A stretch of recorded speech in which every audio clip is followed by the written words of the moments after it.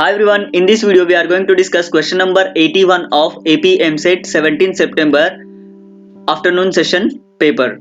So in this question it is said that when a weight of 10 kg mass is suspended from a copper wire of length 3 meters and diameter 0.4 mm, it means that there is a copper wire which is carrying a 10 kg mass, okay, mass which is equals to 10 kgs, length is equals to L is equals to 3 meters and diameter of this one is given, that is D is equals to 0.4 mm. Now its length is increases by 2.4 centimeters. Okay, delta L1 is equals to 2.4 centimeters. Now if the diameter of the wire is doubled, okay, now D2 is equals to 2 times of D1. Now we have to find the extension in the length.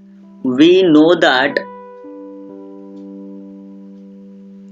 Y, that is elasticity modulus, is equals to F into L by A into delta L, which is equals to, now here F and L are same and Young's modulus is also same. Now I am taking this del L to this side, it will be then delta L is equals to 1 by A.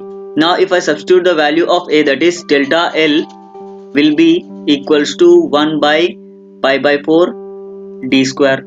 I am taking this 4 to this side, then delta L will be equals to 1 by pi d square. It means that delta L is inversely proportional to d square. Now if I want to calculate delta L2, then delta L2 upon delta L1 will be given by R1 by R2 whole square or D1 by D2 whole square. Now I know the values, that is delta L2 will be equals to delta L1 times D1 upon D2 whole square, which is equals to delta L is 2.4 into D by 2D square.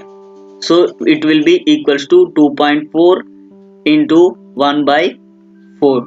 Now if I cancel out, the remaining will be 0.6, which is our answer.